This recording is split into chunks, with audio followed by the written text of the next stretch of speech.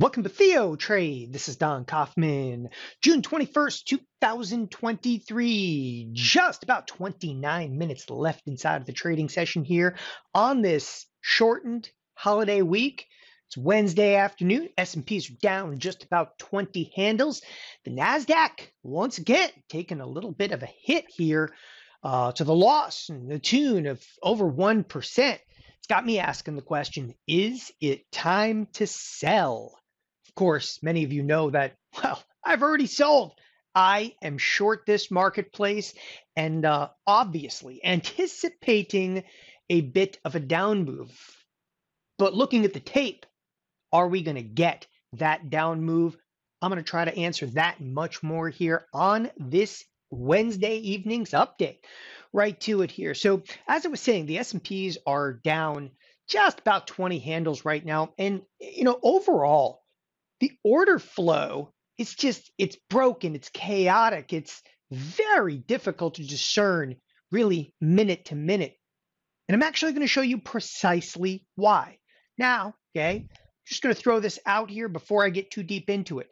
Some of you maybe that are a little bit more market technicians, some of you that are into fundamentals, you may not like some of the things I'm going to say on this evening's video. And look, that's okay.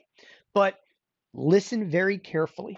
Look, everything that's going on in markets right here, right now, look, this is less about what you think. It's less about, technicals, right? Obviously, you can look at the S&Ps and you can say, on the daily chart here, that's just too far, too fast. And I think everybody would agree with you in saying that. And you can look at, an RSI and be like, it's an overbought territory. You can say that until you're blue in the face. And obviously you can see the S&P selling off here a little bit.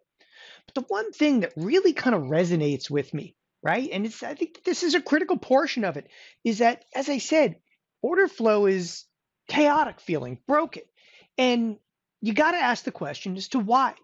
And it has to do with, well, very simply put, all right, so you now have about 4 or 5 underlyings that are really driving the entire market. We all know that. Like, that's not telling you anything new, right? But what is of critical importance is starting to look at some of that order flow. Let's start with Tesla. Okay, when I look at Tesla, I think we would all agree that Tesla is driving a lot of the order flow to the marketplace, as is a product like NVIDIA. Look at NVIDIA actually rallied up today, which, if you will, NVIDIA only being down $5, way off its lows, ironically is holding the Nasdaq together right now, right?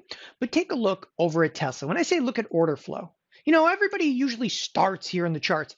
Back in the day when I worked at thinkorswim, we were running some analysis on basically the back end of thinkorswim, and we found out that there was 7 times more impressions taken from the charts than were on the trade tab, which basically meant that, when people looked at a product, they always brought it up here in the chart, okay? 7-fold greater than if you had looked here in the trade tab, which was always shocking to me because, what can you see in a chart? I can see where the thing is going, which I don't really buy into. But when I say start looking at the order flow, right, first and foremost, yesterday, and I'm actually going to write this up here because I think it's such an imperative portion of understanding today's markets. As I said, neither technicals nor fundamentals, they just don't have a role right now. Look at this. 2.7 million option contracts have traded just in Tesla. That's today, okay? Did you know that yesterday, the entire market yesterday only did 42 million contracts? That's the whole market. That includes, of course, products like spiders. If you want to take a quick glance over at the spiders, like the spiders are usually good for 8 to 10 million a day, right? And they're going to do that today. I know there's only 25 minutes left, but they'll hit their 8 million. Then you got the SPX. The SPX is often good for what? Look at this, almost 3 million. So if you look at the SPX plus spiders, over a quarter of the volume done on the day is always SPX and spiders. But it's shocking to see stuff like Tesla trade almost 3 million contracts. It'll be good for 3 million contracts in here. So why am I looking at this? And then saying, oh, the order flow is so chaotic. It's because the order flow is all, and when I say order flow, I'm actually specifically discussing the options order flow. It's all in the shortest duration possible. If we take a look at what's termed volume and open interest, I'm just going to highlight this for you for a second. I know 3 million contracts trading. We'll just look at some calls. Look at a few of these strikes, 160,000, 116. That's volume. Okay, way outstrips over the open interest. Then you start looking over at the puts. Okay, what do you got in the puts? It's just downright phenomenal. It's just we've never seen anything like this. And why am I pointing this out? Well, because the option that I just pointed out only has 2 days left to live. Okay, all of the order flow is shifting to the shortest duration possible. And then what transpires is simply this. This is the same thing as I've talked about day in and day out ad nauseum. It's gamma squeezes, right? Effectively, what I'm saying is this. You know how many shares of Tesla? Let's just close up this left side bar. Do you have any idea how many shares of Tesla it takes to hedge 160,000, right? Option contracts. We're talking, like just, again, a phenomenal tens of thousands of shares have to be traded to actually hedge off that kind of contract size. Here's 116,000. And this is not like a mild delta. Okay. The higher the delta, the more shares you're going to need to actually hedge that. This thing's like a 30 delta. It's, again, 95,000 contracts of a 40 delta, right? We're talking huge size. In effect, what I'm saying is, as the contract size trades in here, it's actually moving the stock, but the stock is being bought or sold predominantly because it's a hedge, right? So market making firms offset all the risk. You go out and buy, 10,000 calls. The market making firm sells you the 10,000 calls and actually goes and reduces risk by doing what? Okay. Well, if you are buying calls, they're selling calls and they're buying stock and vice versa. You can actually see in the order flow in here today. I mean, again, 1.7 million calls are trading, and this is not even like phenomenal volume. It's a phenomenal volume overall against the marketplace, but according to this, it's 1.3 of a sizzle. That means it's trading about, slightly more volume than it has versus the previous 5 trading sessions. And one of the things that, you can, basically justify by looking at the order flow in here is you don't know anything. We're trading minute to minute, hour to hour at best. And it's one of the reasons the order flow is so incredibly chaotic. And you say, well, why? Because we've shifted into the shortest duration possible. That's why I say there's no technicals, there's no fundamentals. It's just algorithms at this point, algorithms and order flow and everybody kind of piling on. So when you ask the question, is it time to sell? Like there's nothing technically, happening yet. And I'm going to tell you exactly why there's nothing technically happening yet. Like, yeah, so the S&Ps are breaking down. Yeah, the Nasdaq has had what? A couple of down days here, right? And that's it. I mean, when you start to really put it together, and again, don't get ahead of yourself. A couple of down days, right, is not exactly, warrant too much of, oh, here it comes. It's time to sell. Okay. There are obviously some sellers starting to show up in this marketplace, but what you're seeing right now is just, again, chaos in the order flow.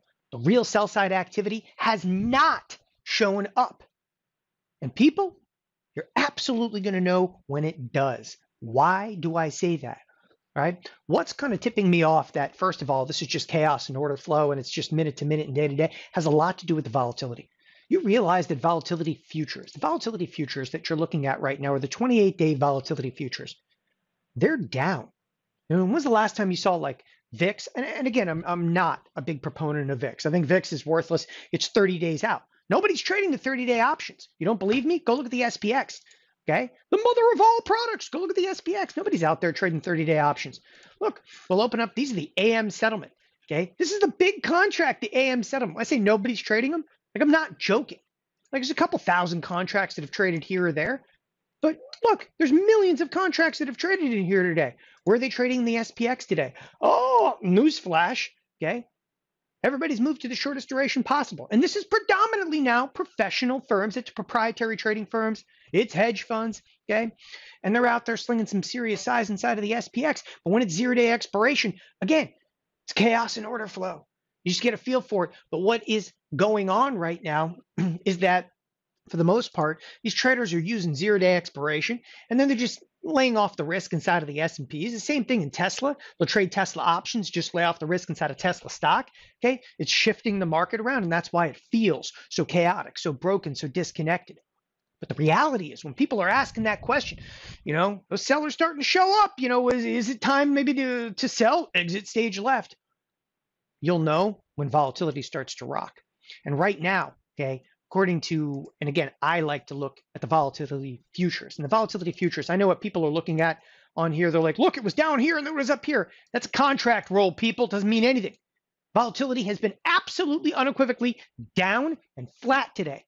There's no oomph to this move. That's what has to happen for this to get a lot more serious, right? We need to see a big punch into volatility. When will it happen? For that, let's cruise over to the SPX. And yeah, I'm going to look at a chart. Why am I looking at it over here? Because it's not about the chart. It's all about the expected move. It's all about the expected move this particular week. And the expected move this week, and again, I'll kind of write it up over here. So we're on a 4-day trading week. It's a holiday week, right? Expected move is plus or minus roughly $50. We almost tagged the lower edge of the expected move today. I mean, it's about as close to a hit as you get without actually hitting. But here's actually the key for the remainder of the week. Look, nothing, in my opinion, has transpired other than maybe a little bit of sell side, okay? But asking that question, especially for those of you that are investors, is it time to sell? Okay, yeah, we're not home yet. We're just not home yet. And I mean by that is this marketplace tomorrow could explode right back up. No questions about it, okay? Because we're just trading minute to minute. And I said hour to hour. It's if and when we actually hit the lower edge of the SPX, and let's be incredibly specific. And this is SPX 43.55. 43.55. So look at the SPX again to distinguish. It's 43.55. If you start to crack below the lower edge of the expected move and start getting under the 43.55, then we will see volatility, okay, start to move. We come substantially below 43.55. When I say substantially, 20, 30 handles below it, you're going to see volatility absolutely erupt. And people, at that point, you will know it is time to sell. Thanks everybody for joining us here at TheoTrade. Have a wonderful evening. Bye-bye.